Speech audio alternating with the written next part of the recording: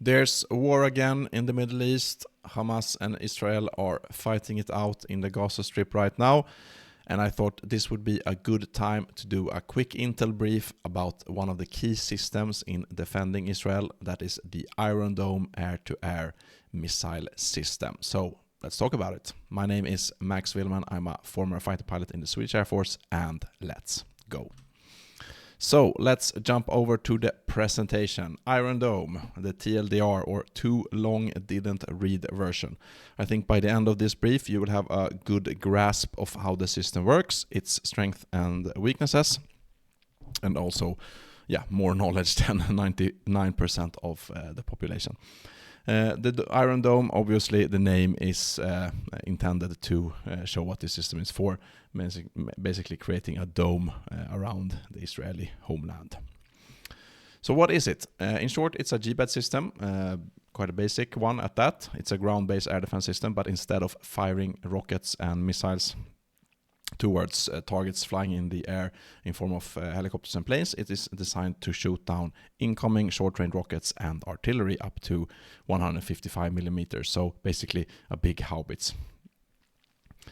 And with short-range rockets, we are here talking about rockets that are fired at a tactical level. We're not talking about cruise missiles in that sense, but I think obviously this system could be with the right software used to fire at cruise missiles as well. But since the threat is coming from rockets and artillery that are fired from the ground, flying up into a ballistic trajectory and hitting targets at the ground, it is easier to calculate where they are going to impact and how to intercept them. So this is basically what this system is for. One challenge compared to a helicopter or an airplane is of course that these projectiles that they are aiming at are much smaller than a helicopter and or an airplane for that matter. And that, of course, makes sure that you need a rocket that is more maneuverable than a normal rocket. Let's take a look at some pictures just so you can have a grasp of what this could look like. On the right here you have one of the launchers with a missile coming out of it. So as you can see, it's almost vertically launched, but not quite. Down here on the left you have rockets being fired from Hezbollah or Hamas or some other party. Incoming, you have the Iron Dome system launched up here towards the rockets. So you see almost vertically launched, and then it's quite maneuverable also to hit the incoming rockets and artillery shells. And up here you basically have a outlay of the entire system. You have the radar detecting the rockets. You have the command central ordering the firing of the missiles, the air-to-air missiles, and you have then the intercept points over here. So let's talk about the different parts of the system. You have three main parts making up a battery. You have the radar, you have the control center, and you have a launcher or launchers. Usually you have several launchers per Iron Dome battery. But before we go into the respective parts, do me a solid and give me a thumbs up, a like on the video, and also consider sharing it to someone who you think will benefit from it. Let's go into the radar first, AESA radar. And it's basically something that can be very, very mobile, which goes for the entire system or the entire Iron Dome battery system. It can be mounted on a basic truck, and then you have the supports here, and then the truck can drive off. There's no need, because of the targets they are targeting, to have big towers where this radar is mounted on top. Instead, you should find high ground preferably, but otherwise, because the target will come from the ground and then being fired up into the air in the ballistic trajectory, the radar can quite easily detect them. And you also know where they would be fired from, Gaza Strip or southern Lebanon or the West Bank. So it's an AESA radar, and it can scan quite quickly over the horizon. And it's very, very similar to what we in Sweden call ARTUR, or artillery locating radar, which is basically designed to do the same thing, but instead of shooting down the artillery shells, we shoot at the artillery system itself. It uses the same kind of calculations, but instead of calculating the impact point of the projectile, an artillery locating radar calculates where the shell is fired from, so you can fire back at it.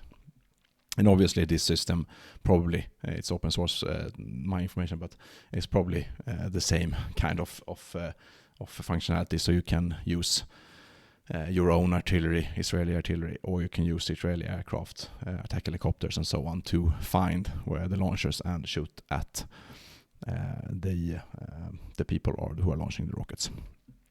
But for this purpose of this system, it is to intercept the projectiles. So, but basically you could call it an artillery locating radar. It obviously needs electric supply, thick cables here. Our radar uses a lot of watts, and also the connection by cable to the command central. And you have one command central. Basically, the command central is this container here, mounted on this truck. It can be mounted on any truck that's big enough to fit it, or a ship for that matter. So a container, you have fans keeping cooling for the electronics inside, and of course, if you have operators inside as well. I have not been able to, on open source, find out if it's fully automated or semi-automated, the system, but I would imagine that it has both capability to either handle engagements itself over specific areas or having a human in the loop to order engagements. So basically a container-based system here for mobility, so you can move around, you don't have to be at one spot for a long time. And then the launcher or launchers, typically 3 to 4 launchers per Iron Dome battery, which in turn, if you're good at math, you see here 4 times 5, so 20 missiles per launcher, 3 launchers, 60 missiles, 4 launchers, 80 missiles. I've not been able to find how quickly they can reload them, but I would imagine it is quite quickly done. When it's transported, it's in this parallel position to the ground, and then these here erect the launcher, so it's almost vertical. Same thing here, transported on a basic truck and then mounted on the ground, fixed to the ground. You see here an Israeli soldier for size reference, and then here they have erected sort of a building fence around the system. You have LED lights, building lights to illuminate the area so that they can patrol it during nighttime. So it's a very, very mobile system that can be moved very quickly and doesn't require a big logistical footprint either. And just look at the battle space for a little bit here. Israel is not a very big country. You have the Gaza Strip down here. The borders are a little bit hard to see, but these dotted lines here. You have the West Bank here. And then you have also another threat up in the north, southern Lebanon area. So if we take this and we have the range between 4 to 70 kilometers, so for reference I would put a system here, and 70 kilometers covers basically the border between Gaza and Egypt, and almost to the border between the West Bank and Jordania. So one system placed here could basically protect the area, quite a big area. This is to show that Israel is not a big country, but obviously you want to put your system between what you're trying to protect and the threat direction. So you would require many systems, and you would also point a system so that engagements can be easily done and intercepted over non-populated areas. So obviously they will not use one system to protect southern Israel. They will use many systems, but range is basically not a problem when it comes to this system at all. And as I said, Israel is not a very big battle space here. So let's look at the engagement. First of all, the radar detects the missile, or the rocket or the artillery shell that's incoming. It calculates the impact point, and why it does that is to determine if there's an engagement needed or not. Because of the quite poor accuracy of these systems, they are fired from homemade launchers. You can quite easily, and it's flying a ballistic trajectory as we have talked about, you can quite easily calculate if it's going to hit an urban area or just in the desert. And if it's going to hit the desert, obviously you don't need to intercept it. And even if these missiles are quite cheap by GBAD missile standards, they are not cheap per se. So calculate the impact point to determine if it's a need for intercept, and if there is, you calculate where to intercept, and if you can choose it, you want to intercept over unpopulated areas.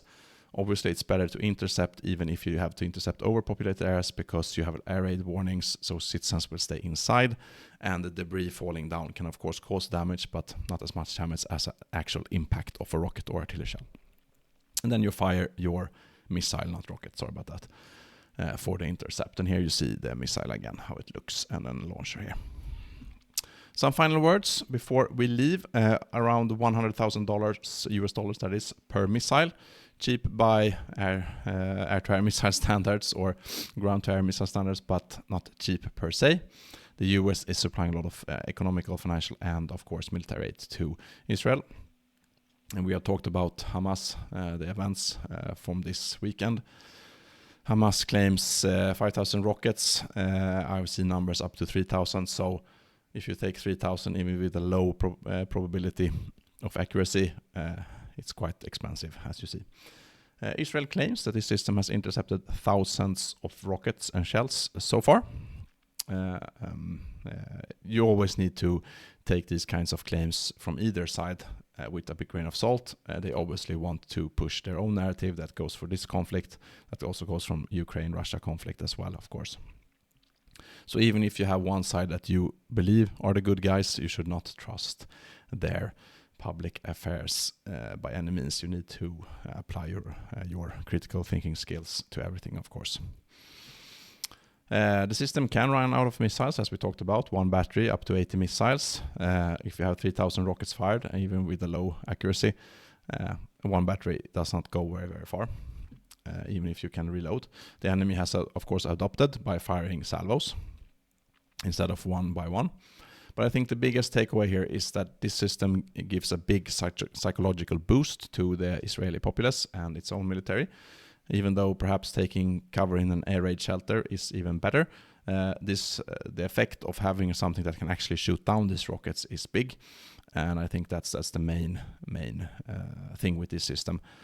Furthermore, it also forces the enemy to adapt, because it cannot fire one rocket at a time anymore, as they started with. Now they need to fire salvos, and if they want to fire salvos, they need to coordinate, and that coordination can in turn be intercepted by your intelligence services. Obviously, they failed miserably let's call it the events of last weekend. But in theory, at least, this makes the enemy more vulnerable, because you can adapt to them adapting. Them adapting makes them more vulnerable, of course. Bigger stockpiles, which you can find, and so on and so forth. But I think I will end it there. It has been quite a long video already. Thanks for sticking to the end. And please give me a like at the video if you haven't already. Subscribe to the channel for more of this. Ring the notification bell for more. You have my social media links here. And also, if you want to buy me a coffee and make this continuation of videos possible, you can buy me a coffee on Ko-Fi, link in the description. You also have my ebooks. One is entirely free. It's 5 ways which you can really improve your life. So check that out in the links below. And until next time, as always, fly safe.